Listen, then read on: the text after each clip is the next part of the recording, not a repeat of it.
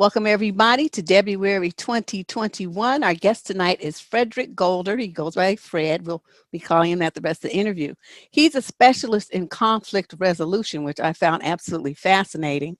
I invited him here to share with you some tips on how to resolve conflicts amongst your partners in a way that is healthy and that saves the relationship, saves your self-esteem, and leaves your boundaries in place and feeling really good about where you are in the relationship. Fred is a well-respected attorney and educator in labor and employment law, conflict resolution, trial practice, alternative dispute resolution, and organizational behavior. He's been employed at Harvard Law, M.I.T, Northeastern University, Boston College of Law, Emory Law, and many others. He's also written several books. We'll be concentrating today on the one entitled Reaching Common Ground, a comprehensive guide to conflict resolution. I shared with Fred before we got started that I firmly believe that the relationships would weather storms and survive a lot better if people not only loved each other, but learned how to resolve their conflicts in ways that left both partners standing and feeling good about the conclusions that they've arrived at. It's a healthy and respectful way that leaves both people feeling heard. And I think that is a technique that we probably need to work on more. Fred believes that there are significant differences in how men and women communicate, and he is going to discuss some of those differences and how we can bridge the gap. So let's welcome Fred Golder to the show. Thank you very much for inviting me. It's a pleasure to be here, and I hope I can provide some useful information to your listeners so that they can have better relationships with the people they love. I surely hope so. And part of that, of course, is going to be a better relationship with themselves. So let's jump right into it. As I was sharing with you, this book is just absolutely fascinating. I just never realized there were so many ways to resolve conflicts, or the different kinds of conflicts that we experience in our life, both professionally and personally. So I'm very interested in finding out what motivated you to put pen to paper and write this book. That's a great question.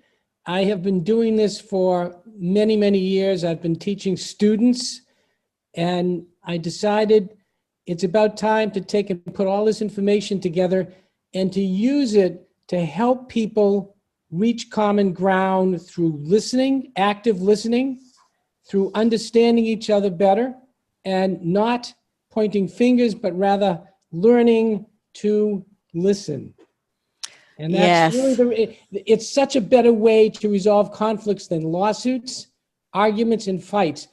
At one time, Deb, it was necessary to have violent reactions sometimes when we were in the cavemen days, but those days are gone. We don't need to resort to violence to satisfy our needs anymore. We can actually reach out to each other, and we can reach common ground through learning to listen to each other and not making judgments. Making judgments is probably the one thing that kills relationships, making judgments. I agree. Well, let's build up to that, because one thing that I read that was really fascinating, and I think the viewers would be interested in hearing, is you said that the key difference that you noted is that women use communication to build relationships, while men use communication to do things. I wanted to say, what is he talking about? What do you mean do things? Can you expand on that a little bit? What are these gender patterns that you're talking about? Okay, absolutely. If you think about it, in the caveman days, way back then, and it's all part of our genes, it's built into our genetic system that women back in the days would gather the children, would be the ones to nurture the children, and the man would be out there hunting and gathering. So it was that type of mentality. It was important for the woman to develop these relationships because she had so many things that she was doing at the same time, where the guy, he was only out there hunting. He was the hunter. So it became his goal, or his role, I suppose, as part of the species. He was the one that got things done, in a sense, but she really got more things done because she had all these other things that she had to be concerned about. So the relationship was an important part of who she was. I don't want you to think that all men are like that or all women are like that, but Yeah, no, we're just speaking, I yeah, realize we're speaking in as a general generalities. rule, relationships are important to women, and they communicate so that they form relationships with people. And once they form relationships, then they can do things together.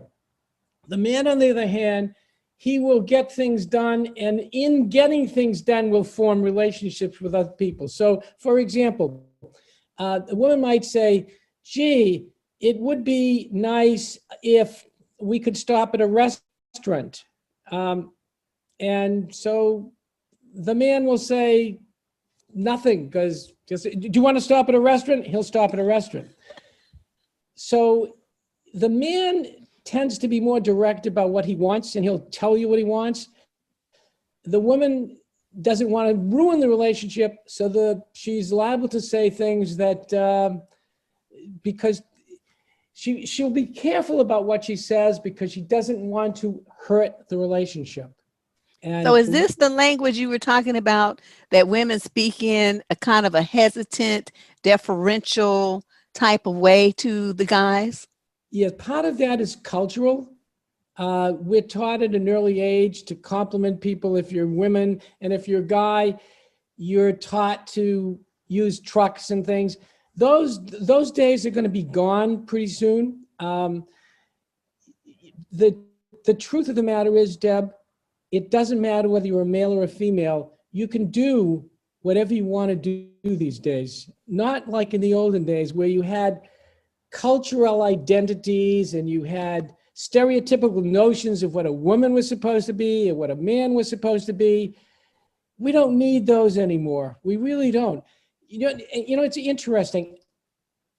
If I know you're a woman, I don't know anything about you. I don't know whether you support Trump or hate Trump.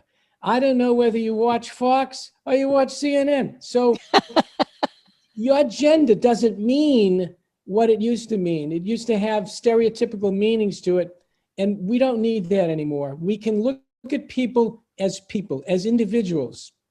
And when you That look would at be people, nice, but there is a whole contingent. I'm just going to tell you this on YouTube that promote these stereotypes, and that women need to be, quote, feminine in order to get and keep a husband. that's right. But those days are going to, I don't know how long it's going to take, but the days are going to go when it's not going to matter as to whether you have to be nice. The fact of the matter is, it doesn't matter whether you're a male or a female. It pays to be kind. It pays to have empathy. And it doesn't matter what your gender is. Kindness, empathy, all of those qualities are qualities that we all should use, and we all should share with each other. I agree. Well, It's evolution. in your book, you identified, I was reading this. I said, oh, this is just great. This is so interesting because this is every woman's experience. You mentioned, you had a question about which sex talks the most and which one interrupts the most. Can you share what your research has, the information that you garnered through research? Well, here's what happens. The man has a power position, or at least he thinks he has a power position. And he may talk more than women. Women tend to be deferential. And I'm just telling you, this is on average. But Right. there are many women who have gone beyond that. They've evolved beyond that to the point where they'll speak their mind, they'll tell you what they think, but they'll be respectful about it. And that's the difference of communicating effectively without offending anybody. So the main goal here is you have to tell your significant other what your needs are in a respectful way. You don't have to yell, you don't have to shout. In fact, when you yell, when you shout, when you get angry, you really lose your train of thought and you're not communicating anymore. You're yelling at each other. You can learn to communicate in a very soft and quiet way. There are some people who communicate, whether it be male or female, you hear what they say and you listen to them respectfully. regardless of the gender. And that's really where we want to be. Okay. Well, what communication styles would you say are toxic and counterproductive to that? You do covered yelling, that would be one, Yes, but can yes, you identify a couple of others that you feel are very common sure. and that are counterproductive to resolving conflict? Yes, what happens is in any communication, people have opinions. Remember now, each one of us has certain genetic makeup that's unique to us, and each of us have life experiences that are unique to us. And we form opinions and we make judgments. And these are based upon our life experiences. And we have to realize that our life experiences are not the same as the person we're communicating with. They have different life experiences. And once you recognize and realize the life experiences, you're not going to make assumptions about what they think or what they feel. You're going to stop and you're going to have what I like to call a learning conversation. You're going to Hmm. talk to the person to learn what they are feeling and what their needs are. And you are going to learn to talk to each other to satisfy each other's needs in a way that doesn't denigrate either one of them. So when you start to get angry and you start to form judgments, you have a tendency of making assumptions, and pretty soon they escalate into arguments. That's what we have to learn to do, Deb. We have to learn to listen to each other. So, Frederick, what do you recommend? Because this comes up often in my advice column. A woman will establish a boundary and she will communicate that boundary clearly to her partner. And at some point, the partner will violate those boundaries. How do you recommend that a woman communicate her dissatisfaction and dismay? Okay. It happens quite frequently that women, or even men, it doesn't matter, male or female, they have certain needs that need to be met. And these are emotional needs, the need for intimacy, the need for self-esteem. We all have those needs. And we have to be careful when we're communicating that we don't overstep those boundaries that we have. And when someone does overstep the boundaries, as a person, forget male or female, as a person, when someone oversteps the boundaries, you respectfully say, I'd rather not go there. And you tell them exactly why it doesn't satisfy, without making any judgments. You make an observation. You say, you have just said, I'm lazy. And I'm trying to understand why you said that. And you have That's a good technique. Okay. so what you do is you learn and you say, you've said that. I'm trying to learn why you said that. And then he has to explain why he said it. And then you say, oh, well, when I did this, I did it because, and then you start to explain to each other why you did what you did without making a judgment, without saying, you idiot, how could you call me lazy? You don't say that. You say, you've called me lazy. Instead of reacting to what he said, you stop and say, I'm trying to understand why you said that. Now, you have to be really careful because there are some men, women as well, but there's some men who may do something which is physically or emotionally violent. And we have to be really careful to draw that kind of boundary. And the reason that happens sometimes, we have a need for love, a need for affection, but we also have a need for safety. And sometimes when you're in a relationship, you sometimes will sacrifice your safety for what you think you need in terms of intimacy, in terms of a relationship. And you can't do that to yourself. You're too worthy a person to let someone attack you because you are a person that's developed over the years. You have your own emotional bearings, and you can't let anybody attack you for that. We're all different. We all make mistakes, and we have to let each other be who they are. That is, yeah, that is a big problem because people enter into relationships and they anticipate, this is what I keep seeing over and over. They want to change the person into being Exactly. what they want them to be. And they do it with criticisms and shoulding and ought tos and guilt tripping. And Yes, all of those seem to be so counterproductive to me. that's right. Here's the thing. You have to realize that your life experiences are not the same as my life experiences. And you have to realize that you can't change your partner's mind. What you see is what you get. The person can only change the mind when they decide they're going to change their mind. You can't make anybody change their mind no matter what you do. You can't cry. You can't threaten. You can't do anything to get them to change their mind. You might get them to change their behavior. For example, if you put a gun to their head and you say, give me your money, you may part with your money, but you're not going to change the person's opinion. You Right. can't change a person's opinion. And once you realize that, it's liberating. Think about it for a minute, Deb. I can't change your opinion. So now I'm really liberated. I don't have to worry about changing your opinion. I have to understand where you're coming from, and then I can work together with you to reach common ground, which is the title of my book, Reach Common Right. Ground. And you can do it when you realize I'm not going to change your mind about anything, but I can understand you. And when I understand what your mind is about, then I can work together with you to come to some common ground. Now, okay, I'm tongue tied here. At what point do you feel a relationship has become or is toxic and should be abandoned? And many of these things, I guess, are communicated verbally as well as in action. Yes. When you feel threatened, either emotionally or physically, it's time to move on. It really is.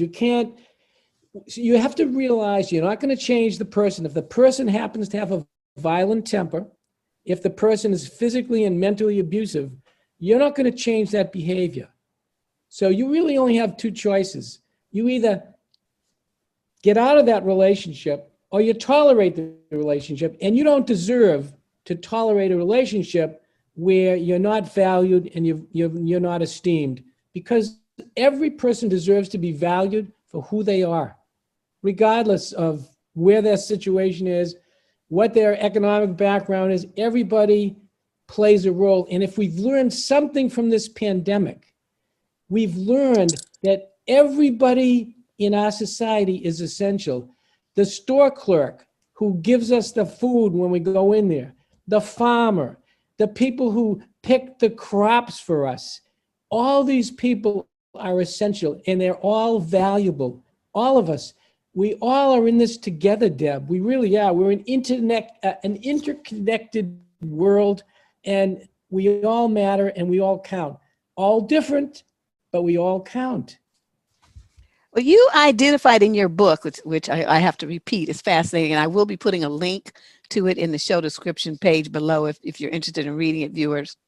You identified more than a dozen things that you feel would help resolve conflicts between people of different colors and Yes. kind of how to establish some ground rules there. And after I was reading them, I said, oh, these would apply to relationships between couples as well.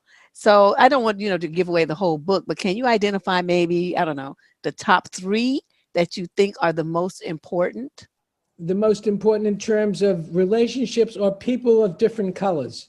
In terms of relationships. Okay. In forms of relationships, I think the most important thing is to treat the person that you are in a relationship with as the most important part is not me or you, but us. So the first Mm, thing in a relationship is don't think in terms of me and you, think in terms of us. It's the relationship that's important. Together, you can do things amazing. One person alone, nothing happens. But when two people get together, you're stronger than the sum of your parts. And if you think about the us, how will this impact on the relationship? If I do this, how is it going to hurt the relationship? Not about what satisfies my needs, but if I do this, will it hurt my relationship? And that's, I think the first thing you have to think about is the relationship comes first. That's the us part. Okay. The second thing that I would say is don't look at your significant other in a judgmental way. Look at your significant other as a person you can learn from. Instead of a person you can criticize, think about your other as someone you can learn from. And talk to your significant other in a learning conversation, not in a criticizing conversation. So if there's something that she does or something he does that you don't like, instead of criticizing it, point out, make an observation, say, you every time you come home from work, you go on the couch and you don't talk to me. Instead of doing it that way, you do it this way, Deb. Comes home, you have a drink ready for him, and you start having a conversation with him. So instead of looking for ways to criticize, looking for ways to compliment, looking for ways to support. So that's the second thing I would say that really helps out relationships. And then okay. finally, Action items. Action. Okay. And then finally, I think the third thing, since you want me to do three things, I think the third thing is always look to find ways to improve the relationship by complimenting, by encouraging, by supporting. So you do it that way, and people love to be supported, love to be encouraged, and you do things like that. Those three things I think will really help your relationship. And when you get into trouble, stop and think about it and say, we have to get back to realizing that it's us that counts, and we have to work together. And by working together, we can solve problems no matter how difficult they are. Now, remember, Deb, there are going to be things, for example, that you're never going to be able to solve. Someone's a conservative and someone's a liberal, for example, whatever that means, I'm not even sure. But you may never get an agreement on that, so you don't get into those discussions. You don't talk about those discussions because it's not going to go anywhere. You only get to places where there can be some value in having the conversation. Well, let's talk about some strategies that women can use to resolve conflicts that don't leave them feeling, I don't know, like they're wrong or they're less, that they are deficient in some way. It says a lot of the communication styles, the women just shut down. The guy, talks over them. He gets angry. He's yelling and is rather intimidating. And of course, no problems, nothing gets resolved that way. But there must be a way for a woman to express her thoughts without somebody making her feel that she's wrong, that she's bad. I mean, how can she encourage that kind of exchange that would be more positive for both partners? I think the best way to start the conversation is when you have a disagreement or a conflict, to identify it. First of all, the first step in solving any problem is identify the problem. And then start to think about solutions. Don't think about it as your problem or my problem. Think about it as a joint problem. Here's a problem.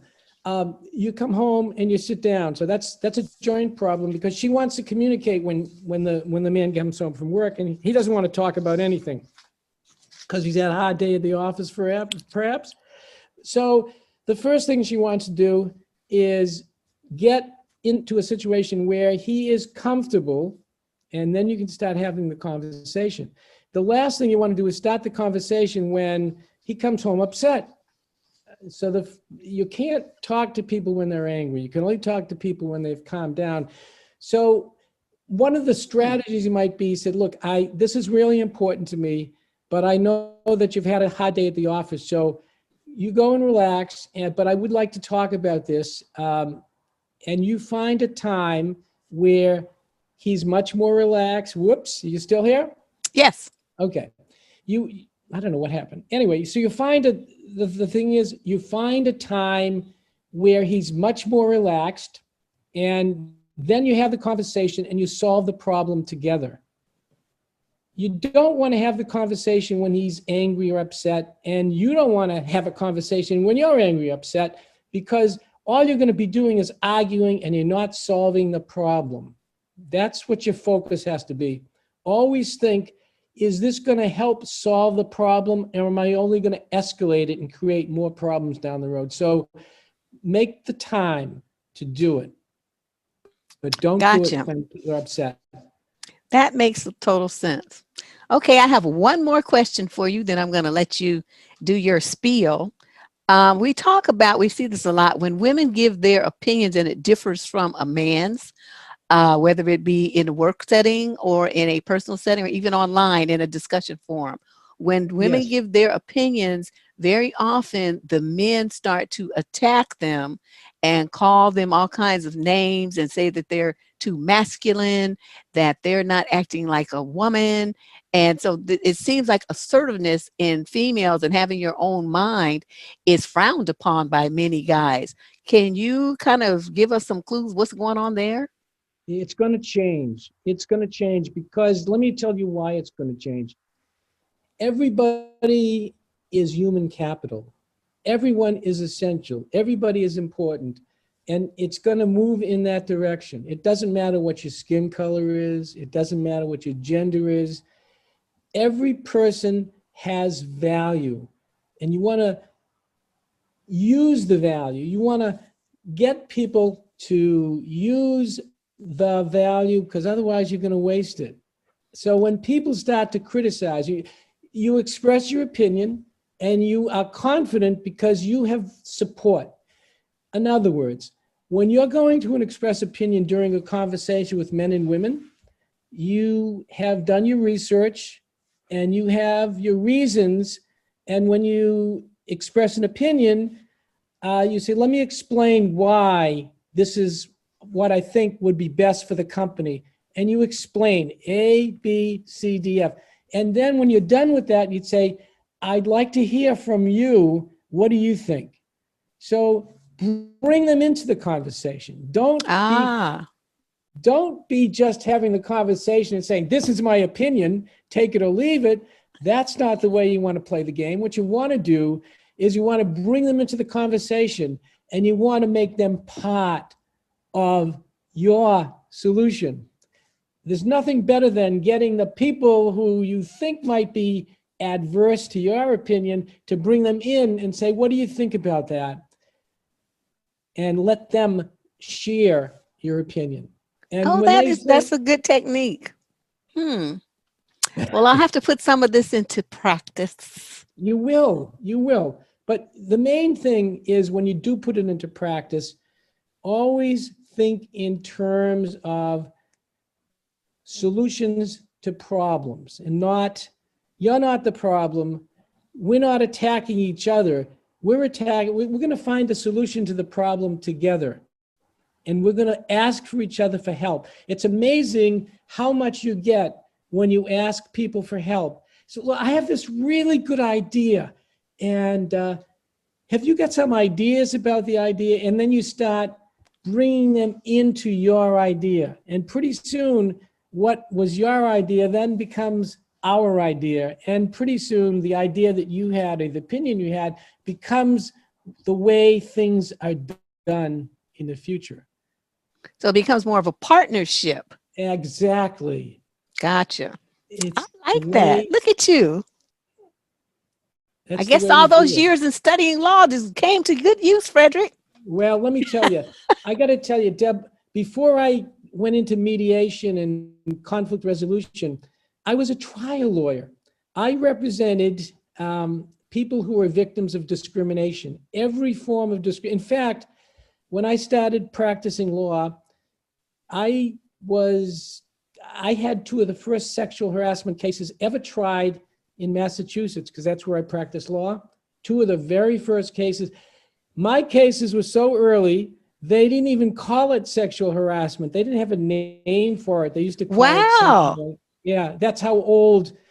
I mean, and I will tell you, after trying 200 of these cases, representing women, people of color, you name it, people with disabilities, age, sex, religion, every single kind of discrimination you can imagine. And it was very, very difficult. It was traumatic for the client. It was Yes. traumatic for me. It was a difficult proposition. We had hostile, and most of the time the judges, nothing personal, judges out there, if you're any judges out there, most of the judges were light-skinned males. And it Right. was difficult. It really was difficult. They, most of the time, not that they were bad people, Deb, they didn't get it. They Yeah. really didn't get it. My brother's colorblind. He can't see red. So because he's not seeing red, he doesn't think red exists. Well, if you're not a victim of sexual harassment, you can't quite understand what it's all about. And that's what I was faced with when I practiced law and tried these cases. So I said, there is a better way. And the better way was resolving conflicts through mediation and through the way I'm doing it now.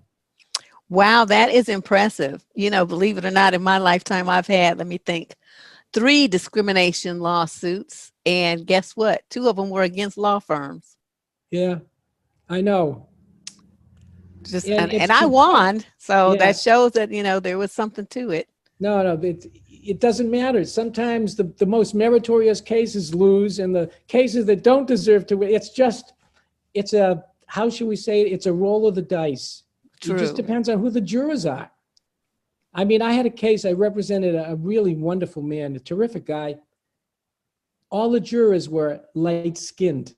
Hmm. So I didn't have much of a chance. I mean, I was there, and my client was there, and it was a difficult proposition because they don't quite get it. You got to Right. live the life to understand. You really do. That's true. And I'm glad we had this conversation because it definitely will open up some dialogue for the ladies to and for the guys who listen too, to kind of get an idea of, you know, everyone's not you. Everyone doesn't see things through your lens. So let's have some Exactly. dialogue here and let's try to see the world and these situations through each other's eyes and come to an agreement to resolve the problem or just agree to disagree. I mean, that works too.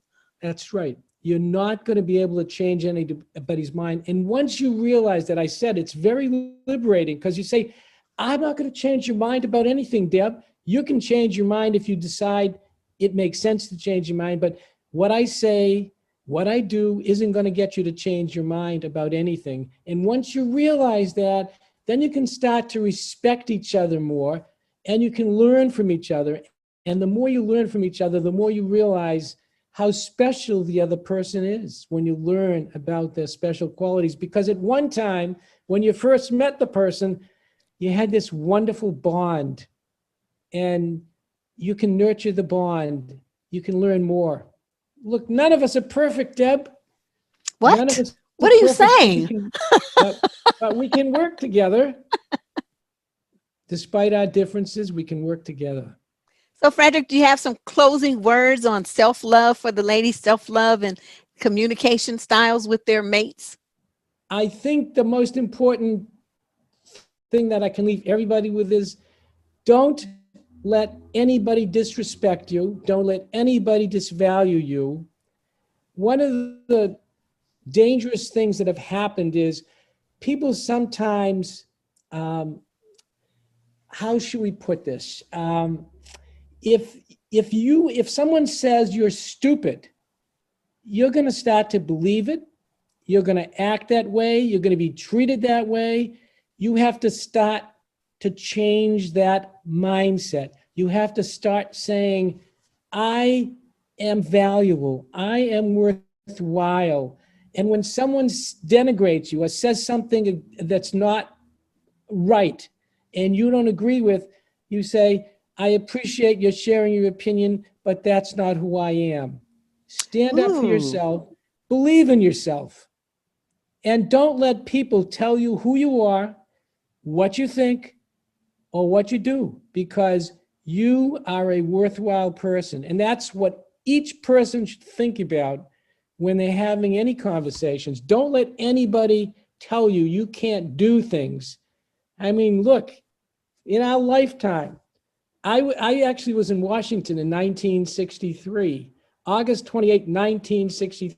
That was a few years ago. And I remember being there. And I remember Dr. King, and you were full of hope. Did I ever think I would live to see the time when someone with dark skin would be president? And now we've got a woman who's a vice president. I mean, this is beautiful. I love it. Oh, it's wonderful. You And know she, why? one thing that really was interesting is that when she was doing her debate and her Pence was talking over, and she says, I was talking. Do you know how many women got upset because she said that? I was appalled. I'm like, that's what she's supposed to say. He broke protocol, and she just That's got him right. back in line. So, but it was interesting how many thought that she was supposed to defer to him. No. Oh, wow. Deb, she's the new woman. I'm telling you, love that's it. my girl. That No, is my really. girl. It is. She's the new woman. She says, look, she tells it the way she sees it. Nobody tells her, and I like it. And that's the way every woman should think. You have the right to be respected and to be valued, and nobody can tell you that you're not worthwhile. And that's what your lesson is. All of your women and your men should realize that you have value, and you should not let anybody take it away. Excellent, excellent presentation. Thank you so much, Fred, for stopping by with us. I really appreciate it. I hope your book sells well. I'm going to put a link in the show description below so that people can order it and read what I read. It was fascinating. I appreciate being part of your program. Thank you so much, and keep up your great work. I will do that. You do the same. Talk to you later. Take care. Bye-bye.